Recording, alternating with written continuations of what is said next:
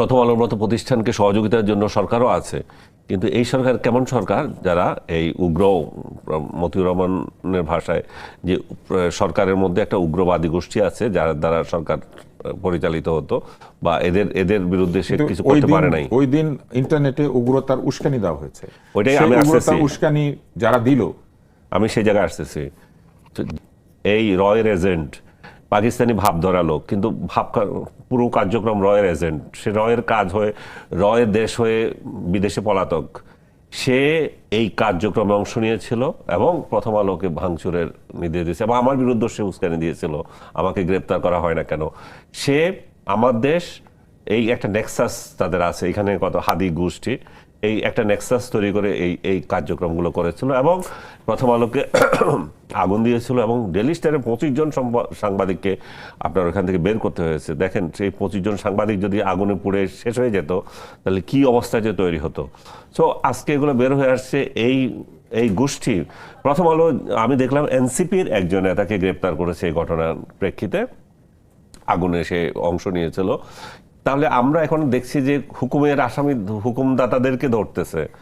এই very recently একটা প্রহসনের রায় হয়ে গেল এর বিরুদ্ধে, হুকুমের কথা বলে, যে কি হাসানুল হকিনুর বিরুদ্ধে 10 বছরের কারাদণ্ড। শেখ হাসিনার বিরুদ্ধে এরকম বহু রায়, সেটা ধরেন আদালতের কার্যক্রম করবে, আমি সেটা মন্তব্য করতে চাই না, কিন্তু ধরেন একজন সাধারণ ব্যক্তিকে আক্রমণ করা অথবা একজন ব্যক্তিকে এমন একটা অবস্থায় নিয়ে যাওয়া, আমি ওই জায়গায় আসতেছি। আপনি হুকুমের কথা বলে আমি ডিরেকশন দিয়েছি, আমাকে আসামি করছেন, তো তাহলে এই জায়গায় হবে না কেন? এই জায়গায় প্রথম আলো যে লোকটাকে এনসিপি ধরা হলো, এই কর্মীকে একজনকে ধরলো, তাহলে পিনাকি যে বাইরে বসেছিল বা আদার্স যারা ছিল, তার রাজশাহী ইউনিভার্সিটির একজন শিবিরের নেতা, জাহাঙ্গীরনগরের শিবিরের নেতা, এরা কোথায়? এদেরকে তো কেউ এখানে ধরছে না। কারণ তারা কি হুকুম দিয়েছিল? তাদের ফেসবুকে আছে, হুমকির আছে, তো তাদেরকে ধরছেন না, আপনি এদেরকে ধরছেন। তাহলে আমরা জনাব আবুল আলম শহীদ খান আপনার কাছে আসি।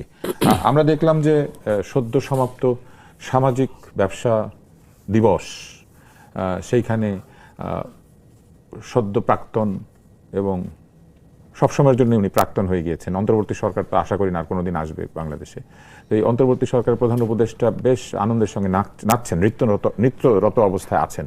তো 600 শিশুর মৃত্যুর পরে যদি কেউ নৃত্য করে, সেটা কতখানি অপরাধ? কেননা নেহারি খাওয়া একটা অপরাধ না, আলমগীর তো সেটা কতটুকু দৃষ্টিকটু অথবা কতটুকু আনন্দের?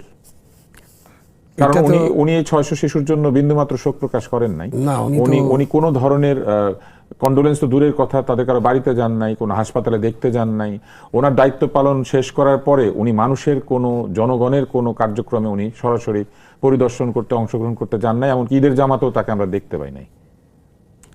আমরা দেখতে পাবো না, কারণ উনি যা যা করেছেন তাতে ওনার জনসমক্ষে যাওয়ার মতো অবস্থা নেই বোধহয়। যদিও ওনাকে নিরাপত্তার চাদরে ঢাকা থাকে, এসএসএফ বিশেষ বাহিনী আমাদের তাকে প্রহরা দেয়, বাট উনি একদম স্পেশাল জায়গায় যেতে পারবেন। উনি ঈদের জামাত টামাতে আর যেতে পারবেন বলে মনে হয় না, এবং উনি তো এইসব নামাজ টামাজে বিশ্বাস করেন না। ওনার বিশ্বাস নিয়ে তো অনেক কথা আছে। এবং তারপরে ইনি নাচলেন, মানে ভালোই তো, উনি এত শিশুর মৃত্যুর পরে যে নাচতে পারে। তখন উনি বোধহয় জাপান ছিলেন, সেখানে থেকে তখন মারা যাচ্ছিল শিশুরা, বাংলাদেশে এসেও নেচেছেন। ভালোই, এটা নাচ গান তো ভালোই করতে পারেন। সুতরাং মৃত্যু তাকে স্পর্শ করে না আসলে, এবং মৃত্যুর যে বিবরণ আমরা পেয়েছি বা যে বিবরণ প্রচার করা হয়েছে, যেভাবে এটাকে হাইলাইট করা হয়েছে, সেসব মৃত্যু নিয়ে তো অনেক ডিপ অ্যানালাইসিস করতে হবে।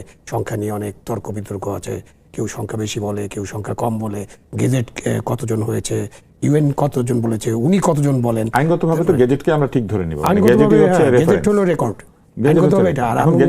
ওই ঘটনার পরে যদি 1 বছর হয়ে গেল এবং ঘটনা ঘটার পরপরই তো এটা গঠন করা হয়েছিল, তো তাদের জন্য যে গেজেট তৈরি হয়েছে ওটাকে আমরা ঠিক বলে নিব, ঠিক ধরে নেব, বাট ওখানেও কিছু ভুল আছে।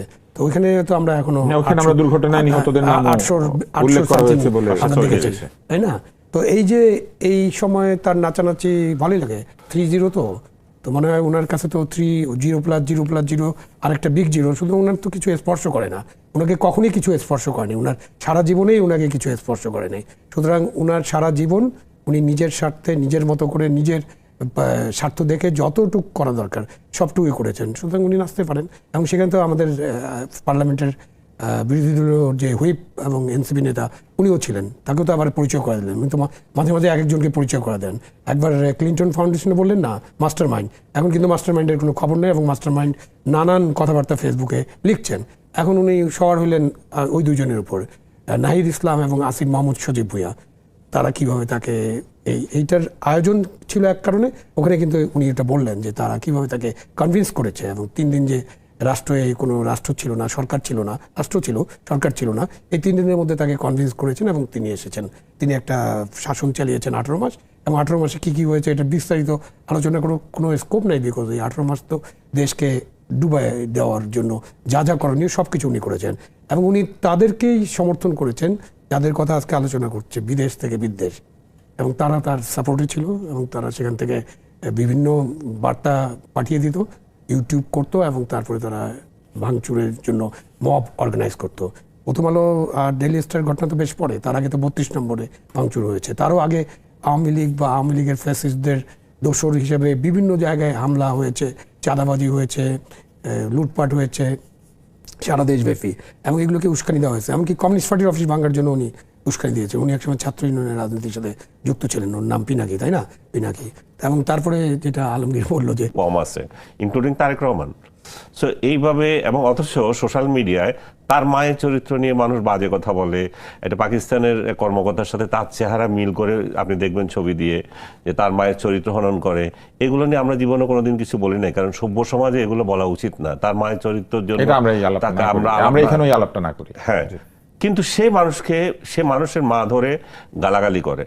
তারপর এরকম একটা অসভ্য লোক, ধরেন গালির যে কালচার, এই কালচার তো আসলে একটা সময় প্রমোট করা হয়েছে এবং অন্তর্জালে এই গালিকে জনপ্রিয় করার জন্য মূলত বিদেশি যে ইউটিউবার বলেন, বিদেশি ব্লগার বলেন, তারা একটা বড় ভূমিকা পালন করেছে। তারা গালি উদ্ভাবন করেছে। না শুধু সে না, আরো আছে। ক্যারিকাচার করছে 2 দিন আগে আপনারা আমারকে নিয়ে, শুধু তো একজন ব্যক্তি না, এটা অনেকে গালিগালাজ করে। এগুলো সব একই গোষ্ঠী এরা। আজকে দেখেন যে শাওনের একটা উনি যেটা কাজটা করেছেন সেটাও তো একটা গালিগালাজ করে, সেটা সমর্থন করা সম্ভব না। না, সমর্থন করছে না। শাওন জুলাই সিডিআই লিখেছে, আর তার বিপরীতে রাজশাহী ইউনিভার্সিটির একজন টিচার নিউটনের পুরো নাম কি, রেজা নিউটন, হ্যাঁ, সে শেখ হাসিনাকে নাম দিয়ে সিডিআই ডাইরেক্টই বললো এই আমরা সুশীল সমাজ, কিন্তু গালি দেওয়ার ব্যাপারটা যে সুশীল সমাজও নিয়ে ফেললেন, আপনার কি মনে হয় এটা কেন হলো? এই গালিগালাজ কি কোনো প্রতিবাদ? সুশীল সমাজ কেমন একজনকে গালি দিচ্ছে, একজনকে তুলাধনা করছে, আরেকজনকে করছে না। তার মানে আপনি যে অসভ্যতাকে, যদি আপনি অসভ্যতা যখন আপনার পক্ষে যায় তখন আপনি সেটার বিরুদ্ধে বলবেন, আর আপনার বিরুদ্ধে গেলে আপনি তখন এই সভ্যতা নিয়ে প্রশ্ন তুলবেন। আমাদের এই সোসাইটিতে কিছু লোক দাঁড়িয়েছে, এটা যে সেটা পিনাকির ক্ষেত্রেও বলতেছি, পিনাকি যে আমাকে গালি দিচ্ছে, আপনাকে গালি দিচ্ছে, 14 জনকে গালি দিচ্ছে। নাম কমই বলি, হ্যাঁ বলেন না, ও তো গালির জনক, ওর কথা বলবেন না কেন? ওর কথা বর্তমান সরকার ভয় পাবে তো, ওর ভয় পাওয়ার কি আছে? সে চুনুপুটি, সে ইঁদুর, সে পালিয়ে আসছে। সে যদি বিরাট পুরুষ হইতে দেশে আসতো, ও দেশে আসুক, দেশে এসে বড় বড় কথা বলুক, তার পিঠে চামড়া থাকে কিনা সে দেখবে তখন। সে বড় বড় কথা তো বাইরে থেকে বসে বসে বলতে পারে। মানে একটা ক্রিমিনাল অফেন্সের জন্য তখন সে ভারতে গেল এবং ভারত থেকে চলে গেল প্যারিসে, এবং ওখানেই তার অবস্থান। ডক্টর ইউনূস তাকে কেন উপদেষ্টা করলেন না, এটা তার মধ্যে অনেক দুঃখ থাকতে পারে। এরকম আরও আছে, ইলিয়াস সাহেব আছেন, উনিও অনেক কথাবার্তা বলেন, আরও অনেকজন আছে, কি 2-1জন আর্মির লোকজন আছে, তারাও অনেক কথাবার্তা বলেন। তো ভাই ঠিক আছে, শেখ হাসিনার সময় উনার শাসনামলে কর্তৃত্ববাদী শাসন, ফ্যাসিস্ট শাসন, অগণতান্ত্রিক শাসন, অনেক উপধি করতে পারি আমরা। তখন আপনারা দেশে থাকতে পারেনি। এখন তো দেশে মুক্ত গণতন্ত্র চর্চা হচ্ছে, উদার গণতন্ত্র, এবং দেশে আপনারা যা চেয়েছিলেন সেরকম একটা সরকারও এসেছিল ডক্টর ইউনূসের নেতৃত্বে। তখন আপনারা দেশে আসলেন না কেন? ওই বিদেশ থেকে বিদ্বেষ, ঘৃণা ছড়ানো, মব উস্কিয়ে দেওয়া, এগুলো তো অবশ্যই অপরাধের পর্যায়ে পড়ে।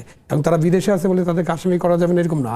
অনেকে তো বিদেশে আছেন, তাদের আসামি করা হচ্ছে না বিভিন্ন মামলায়। সুতরাং আপনি যদি মামলা করেন এবং হুকুমের আসামি করেন, তাহলে কিন্তু এইসব মব কাণ্ড এবং আগুন, সন্ত্রাস, লুটপাট, মানুষকে হত্যা, পুড়িয়ে দেওয়া, মানুষকে মাজার পুড়িয়ে দেওয়া, এসবের পিছনে যারা আছে তাদেরকে তো আনতে হবে সামনে। সেটা তো সামনে আসছে না। তো সামনে না আসলে এই যে বিদ্বেষ ছড়ানো, এটা চলতে থাকবে, এবং এই বিদ্বেষের মধ্য দিয়ে বাংলাদেশ কোথায় যাবে সেটা অনুমান করা খুবই মুশকিল, খুবই জঙ্গি এবং আমাদের বিরুদ্ধে উস্কানি দিতে পারে লোকজনকে, আমাদেরকে হত্যা করার জন্য অনুমতি দেয়, হত্যা করার উস্কানি দেয় সে এবং তার গোষ্ঠী।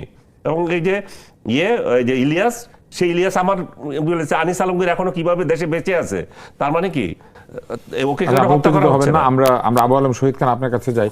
কেন আসলে বিজয়ী বীরের বেশে আমাদের এই বিদেশি যারা বিদেশে থাকেন এরকম ব্যক্তিরা দেশে ফিরলেন না, একটাবারও দেখতে আসলেন না? এমনকি এই যে জুলাই শহীদদের এতগুলি কবর, জুলাই শহীদদের স্মৃতির উদ্দেশ্যে যে আজকে 2 বছর হয়ে যাচ্ছে, এবং সেই 2 বছরের যে শোক, যে বেদনা, এই বিষয়গুলি সাধারণ মানুষের সঙ্গে এসে তারা কেন পাশে এসে দাঁড়িয়ে এই শোক একই সাথে পালন করছেন না, কিংবা বিজয়ের আনন্দ তারা কেন পালন করলেন না? মানে কেন আসলে আপনার কি মনে হয়? তারা তো দেশে ফেরার মতো পরিস্থিতি নাই মনে হয় তাদের। তাদের কারো কারো তো লাগবে, ট্রাভেল ডকুমেন্ট লাগবে সম্ভবত, কেন অন্য দেশের নাগরিক, কেউ ভিন দেশের নাগরিক, বাংলাদেশের পাসপোর্ট বা ট্রাভেল ডকুমেন্ট তাদের কাছে নেই। তো ওটা আপনি আসতে চাইলে তো ট্রাভেল ডকুমেন্ট পেতেই পারেন। এরকম আরো লোকজন আছে না যারা বিদেশে ছিলেন, তারা আসছেন না, ট্রাভেল ডকুমেন্ট নিয়ে চলে তাদের দেয়া পরামর্শে তরুণরা বিভিন্ন জায়গাতে ভাঙচুর করলো, মব তৈরি হলো, এই তরুণরা নিজেদেরকে বিপন্ন করে তুললো, এই তরুণরা একে অন্যের বিরুদ্ধে দাঁড়িয়ে গিয়ে বন্ধুর সাথে বন্ধু ঝগড়াঝাটি করলো, এবং এক ধরনের রাজনৈতিক বিদ্বেষ, বিষবাষ্প তৈরি হলো। তারা সেটা না মেটালেন, না আসলেন না, তারা তো মেটাতে চান না। তাদের উদ্দেশ্য সম্ভবত ভিন্ন, এবং উদ্দেশ্য তো ক্লিয়ার করেন না। এটা আনিস বললো যে তাকে উপদেষ্টা করা হয়নি, তার জন্য প্লেন পাঠানো হয়নি। তো এটা তো মুখে বলতে পারতেন যে ভাই আমার জন্য একটা প্লেন পাঠিয়ে দেন, আমাকে এটা করেন, আমাকে বলেননি তারা। তারা দেশের মধ্যে একটা গোলযোগ সৃষ্টি, উস্কানি দেওয়া, মব সৃষ্টি করা, ঘৃণা ছড়ানো, বিদ্বেষ ছড়ানো, এবং বাংলাদেশটা 12টা বাজানো, এটা মনে হয় তাদের মোটো। তাদের অন্য কোনো মোটো নেই। এই দেশটা থেকে আমি চলে গেছি, এই দেশে আমি থাকতে পারিনি, কোনো কারণে আমি একটা দেশে যখন হানাহানি হয়, বা একটা দেশে যখন আমরা দেখি যে এক ধরনের মব কালচার আছে, মাজার ভাঙা হচ্ছে, আমরা দেখছি যে রাজনৈতিক বিদ্বেষজনিত কারণে রাস্তায় কাউকে আক্রমণ করা হচ্ছে, বয়োজ্যেষ্ঠদেরকে জুতা ঝোলানো হচ্ছে, ওরকম একটা দেশে আসলে কি পরিমাণ বিদেশি বিনিয়োগ আসতে পারে? মানে বিদেশিরা কি এটা দেখে খুবই খুশি হবেন যে না, এই দেশটাতে গণতন্ত্র পুনরুদ্ধার হয়েছে এবং এই কারণে লোকজন বেশ সেলিব্রেশন করছে? কেননা ডক্টর মোহাম্মদ ইউনূস আমার মনে আছে বলেছিলেন যে যা কিছু হচ্ছে এটা সেলিব্রেশন। তো এটা কি আসলে সেলিব্রেশন? এটা হলে কি অনেক বিদেশি বিনিয়োগ আসবে? ডক্টর ইউনূসের একটা মানসিক প্রবলেম আছে, মানে কোনটা সেলিব্রেশন এবং কোনটা সেলিব্রেশন নয়। উনি অনেক জিনিস হয়তো বুঝেন, এবং ওনার সাথে কথা বললে হয়তো অনেক লোক বিদেশিরা কনভিন্স হয়ে যায়, সুন্দরভাবে কথা বলতে পারেন। সেলসম্যান, নিজের আইডিয়াগুলো বিক্রি করতে যারা বিদেশ থেকে উনি যেগুলোকে সেলিব্রেশন বলছেন, সেগুলো তো সেলিব্রেশন ছিল না। সেগুলো ছিল বিশৃঙ্খলা, ঘৃণা, আগুন লাগানো, মানুষ হত্যা করা। সেগুলোকে তার বন্ধ করা উচিত ছিল। উনি ডে ওয়ানেই ওনার এইসব ব্যাপারে কঠোর সিদ্ধান্ত নেওয়া হয়েছে। পাশের নেপালেও কিন্তু জেনজির একটা অভ্যুত্থান ঘটেছিল, এবং সেখানে কিন্তু একজন দায়িত্ব নিয়েছিলেন বিচারপতি, এবং তিনি কিন্তু পুরো জিনিসটাকে কন্ট্রোলের মধ্যে এনে 3 মাসের মধ্যে নির্বাচন করে নির্বাচিত সরকার এখন আসছে। যে সকল ব্যক্তিরা বাংলাদেশের এরকম একটা পরিস্থিতি তৈরি করলেন, তাতে করে কি এটা বিনিয়োগ বান্ধব একটা কাজ করলেন তারা? বাংলাদেশে বিনিয়োগ আসবে অনেক? না, বিনিয়োগ বান্ধব কিভাবে হবে? ওনার যে কারা কারা আসছিল না, বিভিন্ন বিদেশ থেকে আমদানি করে নিয়ে আসতে হলো, ওনার কনসালটেন্ট এখনো 2-1 আছেন। তারা প্লেনে করে লোকজন আনলেন না, একটা সেমিনার হলো না, ওয়ার্কশপ হলো, এবং সেখানে কি শুনলাম আমরা, এইরকম করে নাকি বাংলাদেশের পরিচিতি কোনোদিনও তুলে ধরা হয়নি। বাংলাদেশে বিনিয়োগ করার জন্য নাকি হাজার হাজার মানুষ প্লেন নিয়ে আসা শুরু করবে। তারপরে সংবাদ প্রকাশিত হয়েছিল যে 300 ব্যবসায়ীকে সঙ্গে নিয়ে চীন থেকে প্রতিনিধি দল আসছে। অন্তত 300 জন প্রতিনিধি আসলে 3টা বিনিয়োগ তো চীন থেকে হওয়ার কথা ছিল, কিন্তু হয়েছে কি? না, হয়নি। কারণ হলো যে আপনি যে কথাগুলো বললেন, দেশের যা পরিস্থিতি, দেশের যে পরিস্থিতি ছিল গত 18 মাসে, সেই 18 মাসে বিনিয়োগ করার জন্য উপযুক্ত পরিবেশ ছিল না।